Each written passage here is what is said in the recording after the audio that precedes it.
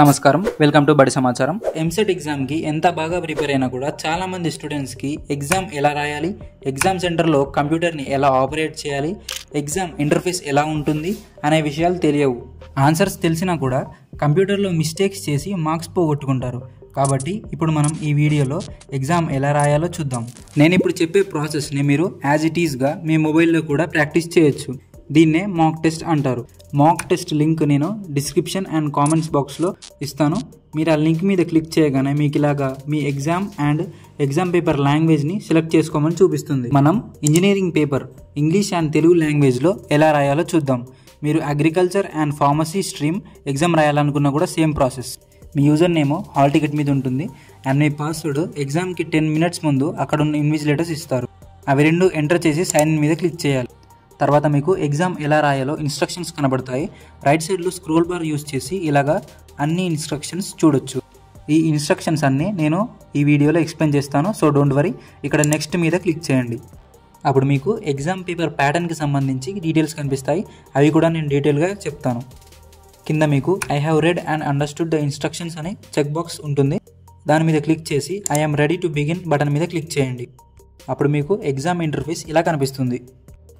పైన బ్లూ కలర్లో exam name కనిపిస్తుంది. దాని పక్కన ఐ బటన్ ఉంది కదా, దాని మీద మౌస్ పాయింటర్ ఉంచితే మీరు ఎన్ని ఆన్సర్ చేశారు, ఎన్ని ఆన్సర్ చేయలేదు, ఇంకా ఎన్ని క్వశ్చన్స్ చూడలేదు, marked questions, answer and marked questions చూడొచ్చు.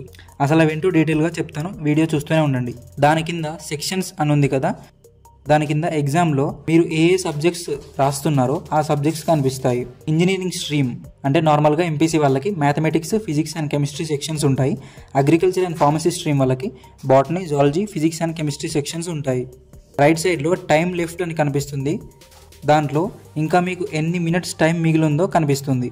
మొత్తం 180 minutes టైం అయితే ఉంటుంది, అంటే 3 hours టైం అన్నమాట. ఇంకా రైట్ సైడ్లో మీ ఫోటో, మీ పేరు కనిపిస్తాయి.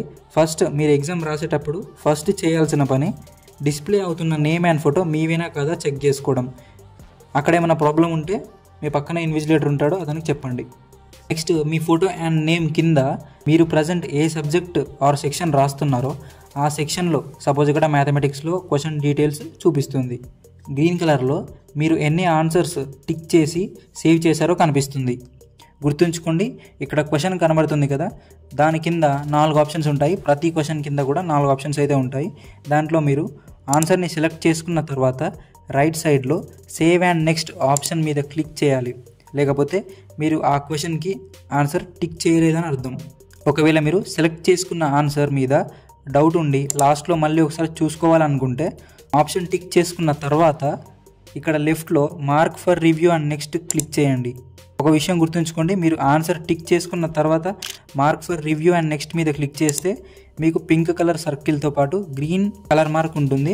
అప్పుడు ఆన్సర్ ఎవాల్యుయేషన్లో కౌంట్ అవుతుంది. అంటే కరెక్ట్ అయితే 1 mark, లేకపోతే లేదు. అలా కాకుండా మీరు ఆప్షన్ టిక్ చేయకుండానే mark for review and next మీద క్లిక్ చేస్తే ఇలాగ మీకు ఆ క్వశ్చన్ నెంబర్ మీద పింక్ సర్కిల్ కనిపిస్తుంది. మీరు ఎలాగో ఆప్షన్ టిక్ చేయలేదు కాబట్టి ఆ క్వశ్చన్ ఎవాల్యుయేషన్లోకి రాదు, అంటే దాన్ని లెక్కించరన్నమాట. నెక్స్ట్ ఒకవేళ మీరు ఆప్షన్ సెలెక్ట్ చేసుకోకుండానే సేవ్ అండ్ నెక్స్ట్ మీద క్లిక్ చేస్తే మీకు ఇలాగా రెడ్ కలర్ పెంటగాన్ షేప్ కనిపిస్తుంది. మీకు రైట్ సైడ్ సబ్జెక్ట్ నేమ్ కింద ఆ పర్టిక్యులర్ సబ్జెక్ట్ ఆర్ సెక్షన్లో ఎన్ని క్వశ్చన్స్కి ఆన్సర్ చేశారు, ఎన్ని క్వశ్చన్స్ చూసి కూడా ఆన్సర్ చేయలేదు అంటే టిక్ చేయలేదు, ఎన్ని క్వశ్చన్స్కి ఆప్షన్ టిక్ చేసి మార్క్ ఫర్ రివ్యూ ఇచ్చారు, ఎన్ని క్వశ్చన్స్కి ఆప్షన్ని టిక్ చేయకుండా మార్క్ ఫర్ రివ్యూ ఇచ్చారో కనిపిస్తుంది.